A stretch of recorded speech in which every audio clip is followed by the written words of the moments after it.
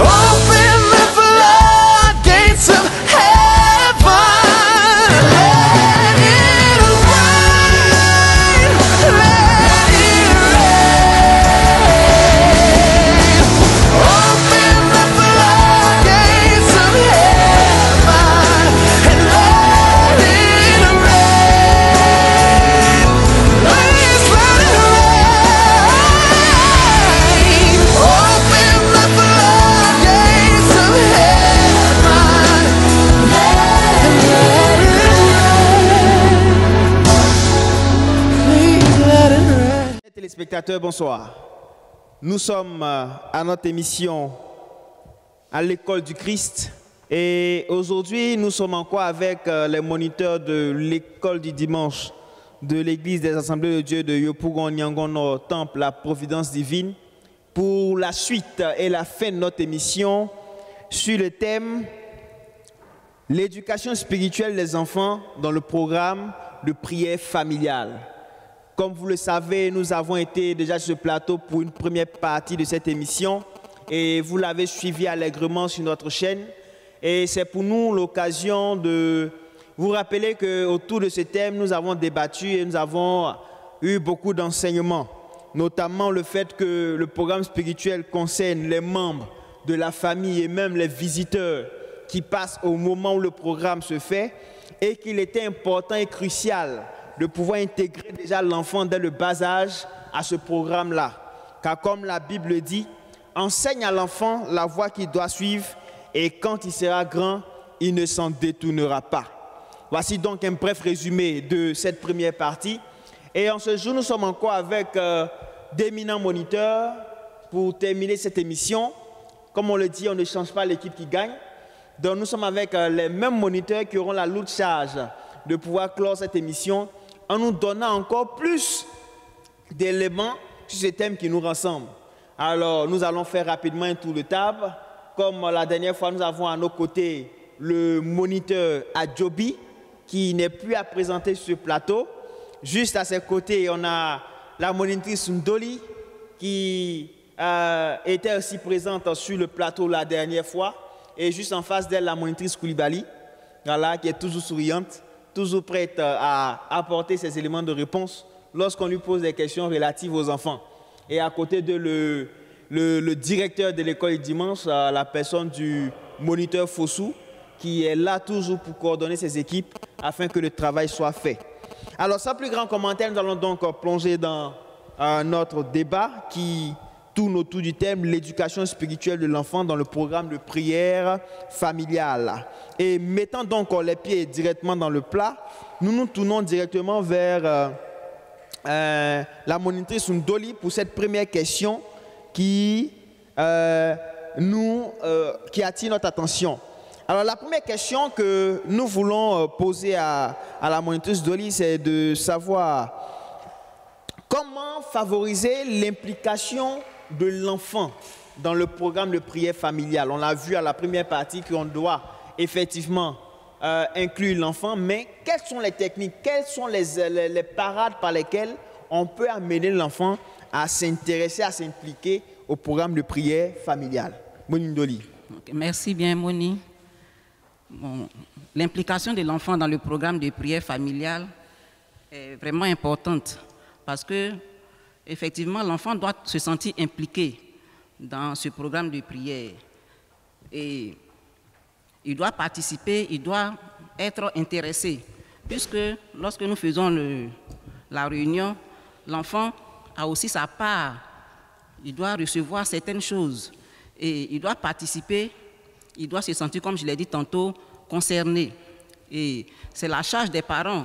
Les parents que nous sommes devions impliquer véritablement l'enfant.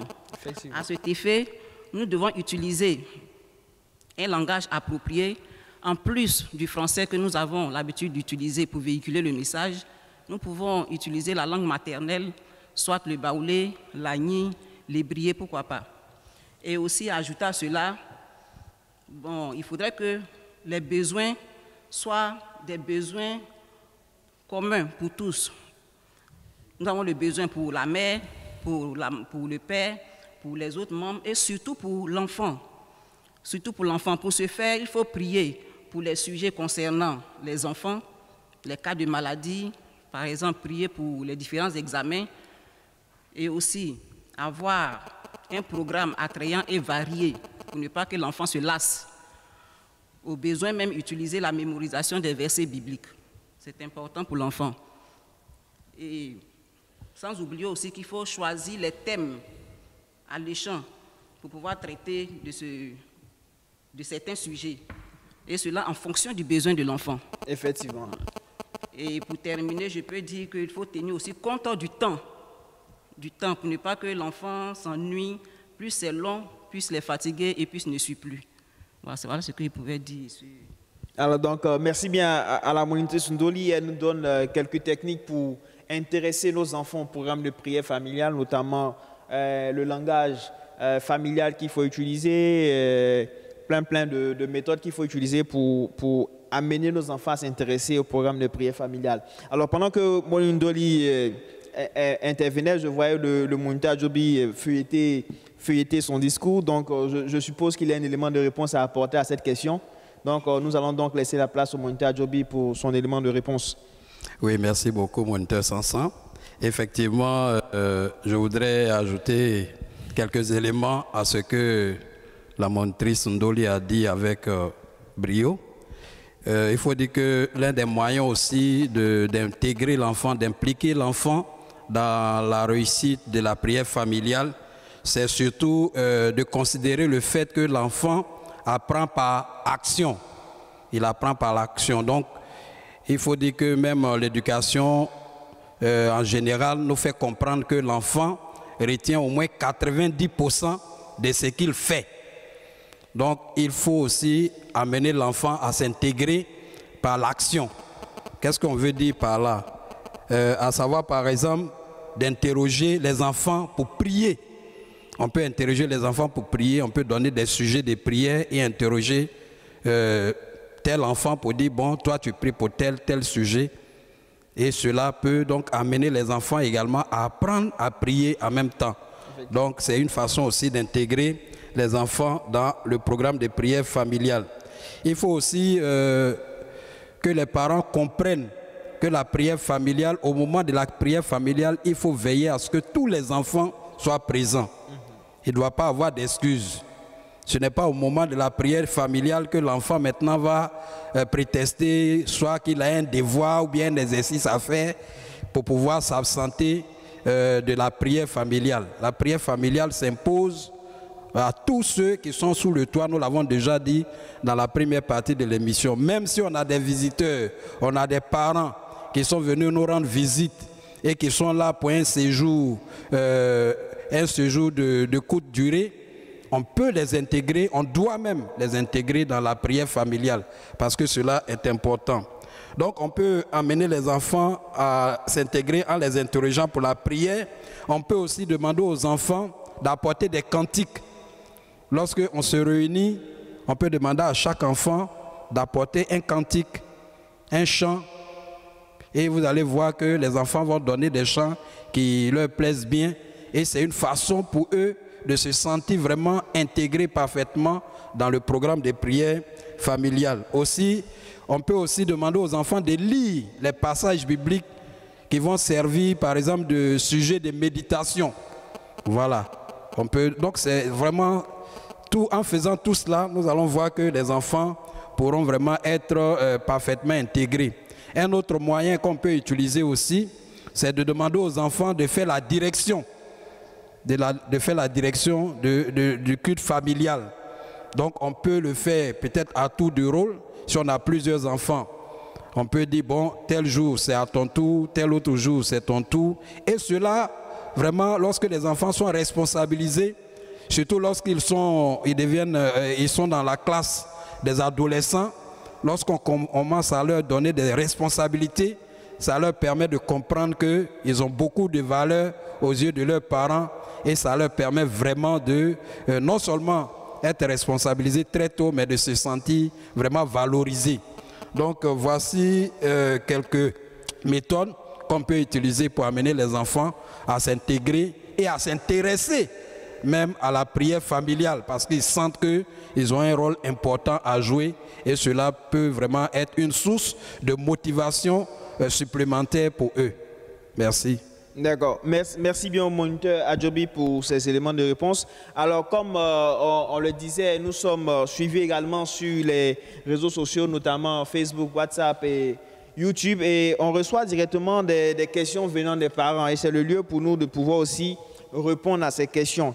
Alors, il y a un parent du nom de Yapi Noël qui, entendant l'intervention de Monine Doli, qui a dit que le programme de prière familiale doit être également de courte durée et pas durer dans le temps.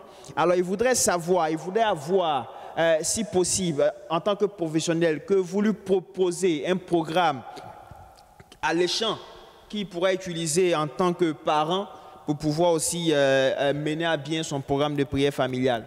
Et nous allons donc laisser la place à Monique Koulibaly pour cette question. Merci, cher moniteur. Avant de répondre à la question, je voulais ajouter quelque chose à ce que Moni Adjobi a dit par rapport à l'implication des enfants. Il faut que nous, parents, on retienne que les enfants apprennent, ce sont des apprenants. Et il faudra féliciter les enfants pour leur implication. Quand on demande à l'enfant de, par exemple, diriger, quand il finit, il faut dire à l'enfant, c'est bien mon fils. C'est bien ma fille, tu as bien fait. Et peut-être s'il y a certaines choses à corriger, profiter, corriger. Et puis dire, bon, prochainement encore, il faut ajouter ceci, il faut ajouter cela. Effectivement. Et quand on encourage l'enfant, l'enfant a envie toujours de participer. L'enfant a envie de s'impliquer encore plus. Effectivement. Voilà, c'est ce que je voulais ajouter. D'accord. Maintenant, par rapport au programme, ce sont des propositions. On peut faire un programme quotidien. Le programme quotidien, très tôt le matin, le réveil 5 heures, pendant 20 ou 30 minutes, on peut vaquer à la prière. Le matin, on commence par des chants, ensuite la méditation de la parole de Dieu, et puis on passe des sujets de prière en revue. Le soir, après les travaux ménagers, 21h, 22h, on se réunit, on prend encore un temps on commence encore par des chants, la méditation de la parole de Dieu, des sujets de prière, et même on peut apprendre quelques chants là aussi. Et c'est l'occasion d'utiliser les lecteurs de la Bible ou bien le BCI. Utiliser ça pour pouvoir méditer efficacement avec les enfants. Donc ce sont des propositions. Ensuite, on peut aussi faire un programme hebdomadaire. Au cours de la semaine, choisir mercredi, vendredi ou samedi. Chaque parent, chaque famille va adapter le programme à ses réalités. Et choisir un jour de la semaine, prier avec toute la famille. Ça peut être 1 heure, ça peut être encore plus long, ça peut être le matin, ça peut être aussi le soir. Choisir un jour pour le programme hebdomadaire. Ce sont des propositions. Voilà. D'accord. Donc, chers parents, nous sommes servis, que ce soit pour les lève-tôt, on a un programme matinal qu'on peut mettre en place, ou pour les couches-tard aussi, on a un programme nocturne qu'on peut mettre en place. Tout dépend de l'organisation au sein de la famille. Alors, je me tourne maintenant vers le directeur pour savoir quelque chose. On sait tous que dans nos familles, nous avons des programmes spéciaux, notamment souvent des moments de jeûne et de prière. Alors, la question est de savoir, en tant que parent, est-ce que j'implique mon enfant au programme de jeûne et prière ou il est seulement intéressé par le programme de méditation matinale? Que dois-je faire en tant que parent vis-à-vis de mes enfants avec mes programmes spéciaux? Ok, merci bien, moniteur Da. Je crois que pour les programmes spéciaux, tels que les jeûnes prières, comme on le sait, le jeûne prière, c'est une privation de nourriture et une accentuation dans les moments de prière. Et les enfants d'un certain âge, c'est-à-dire les tout petits, de 3 à 5 ans, je vous assure, ce n'est pas la peine de vous emmerder pour les faire jeûner, parce qu'ils ne comprendront pas. Voilà. Et ce que vous pouvez faire pour des enfants qui souvent ne réclament pas le petit déjeuner automatiquement le matin, vous pouvez prier avec eux, c'est-à-dire les tout petits là, de 3 à 5 ans, jusqu'à ce qu'eux-mêmes ils aient ce besoin de manger avant de leur donner la nourriture. Maintenant, les plus grands, c'est-à-dire les petits de 6 à 8 ans, par contre, on peut leur expliquer déjà d'avance et utiliser le même système s'ils sont consentants. Voilà, on peut jeûner avec eux, mais lorsqu'ils éprouvent le besoin, on peut leur faire des dérogations. Mais les plus grands, c'est-à-dire à partir des moyens, ils comprennent déjà, je veux dire, la portée et l'intérêt du jeûne et prière. Et à eux, on peut faire une privation du petit déjeuner et leur permettre voilà, de pouvoir s'alimenter à midi, par exemple. Maintenant, les autres enfants, à partir des juniors, c'est-à-dire 13 ans, 11 ans à 13 ans, on peut déjà voilà, leur permettre d'aller un peu plus loin.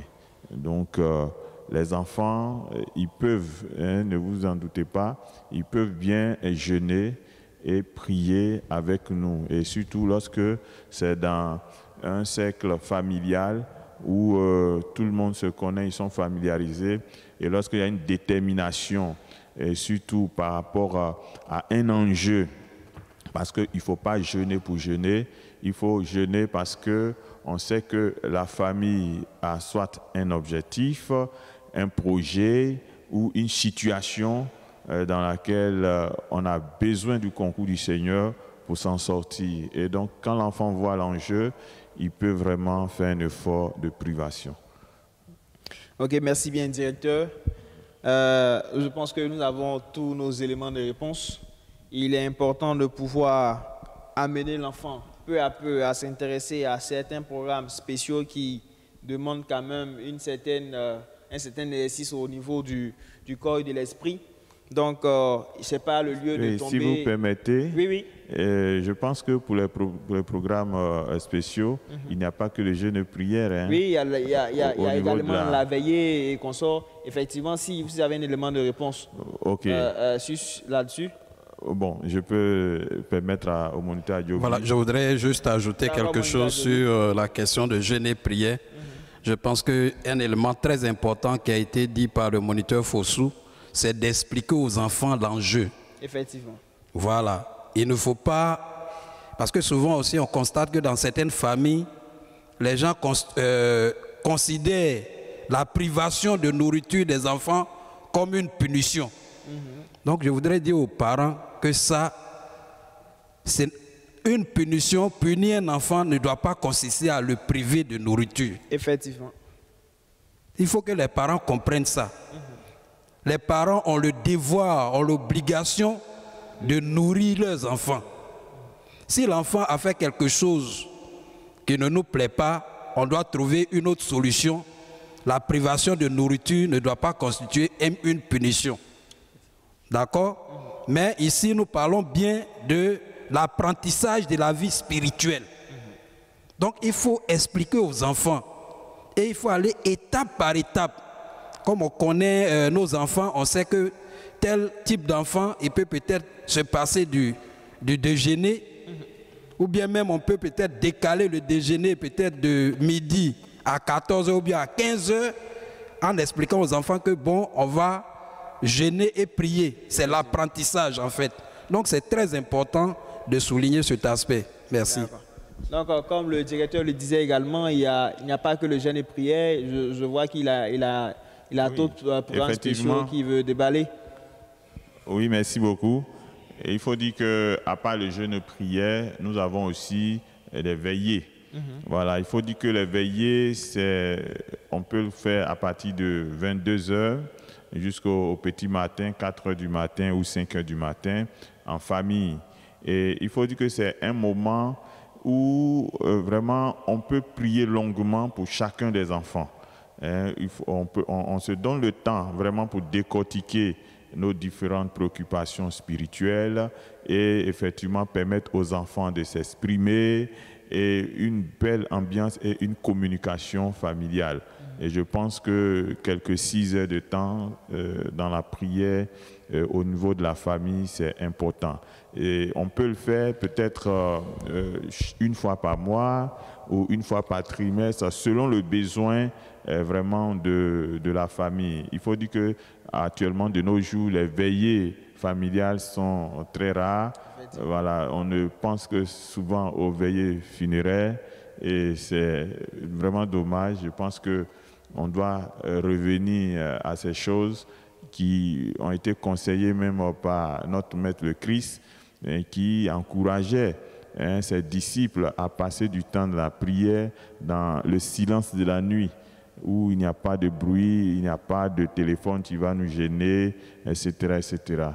Donc, en dehors même des veillées que la famille peut avoir, on peut aussi parler des programmes de sortie. Ça peut être des camps de prière. Il faut dire que c'est souvent, comment on appelle, le département MIFA, voilà, Mission Famille, voilà, merci de m'avoir. Voilà, donc qui ont l'habitude vraiment de faire des programmes de ce genre où effectivement la famille sort de son cadre habituel, où la famille peut rencontrer d'autres personnes, d'autres réalités. Mais il faut souligner aussi que c'est pendant ces moments-là qu'on a des spécialistes de relations d'aide qui viennent effectivement pour observer et aider certaines familles qui ont quelques difficultés dans certaines situations familiales. Donc, voici quelques éléments de programmes spéciaux qu'on peut s'engager à faire avec nos enfants et leur permettre de découvrir vraiment la proximité, non seulement avec nous parents, mais aussi avec Christ. Bien, merci bien, directeur. Merci à vous, chers moniteurs. Je pense que nous tirons allègrement vers la fin de notre émission. Alors, de tout ce qui a été dit, nous retenons simplement une seule chose, c'est que le culte familial est très important. L'enfant a besoin d'apprendre à connaître Dieu. Voilà pourquoi les parents ont la responsabilité d'instaurer un programme de prière familiale. Ce programme permettra à l'enfant d'apprendre à s'approcher personnellement de Dieu dans la dévotion. En plus, il apprendra à écouter la voix de Dieu par l'écoute de sa parole. Pour rendre ce programme plus dynamique, comme les moniteurs l'ont dit, les parents doivent impliquer les enfants pour que ceux-ci se sentent concernés par la chose. Les temps de prière doivent être organisés, vu que la parole de Dieu même nous incite à être organisés comme notre Dieu. Les jours et les heures de prière doivent être choisis par consensus. Ça ne sert à rien, comme les moniteurs l'ont dit, de vouloir forcément imposer quelque chose à l'enfant. Il faut que l'enfant se sente impliqué dans la chose. Le programme de prière doit être pérenne. Voilà pourquoi les parents, dans ce souci, doivent organiser des rencontres hebdomadaires de prière, de jeûne et de prière de veillée, comme le directeur l'a dit tout à l'heure, pour amener les enfants à participer de façon volontaire à ce programme. Sur ce, chers parents, la balle est dans notre camp. À nous d'emmener nos enfants à s'intégrer au programme de prière familiale. Nous sommes donc à la fin de notre émission, mais comme vous le savez, nous sommes dans une période critique, la période de la pandémie à coronavirus. Nous appelons donc chacun d'entre nous à respecter les mesures de barrière, c'est-à-dire le port du cache-nez obligatoire, le respect de la distance d'1 mètre au moins entre nous et nos interlocuteurs. Et n'oublions pas surtout de nous laver les mains, car le lavage des mains est bon pour notre santé. Sur ce, nous vous remercions de nous avoir suivis sur TV Providence. Nous retrouverons les prochaines fois pour notre émission à l'école du Christ. Sur ce, nous vous disons merci et bonne soirée à vous. Merci, chers moniteurs. Merci.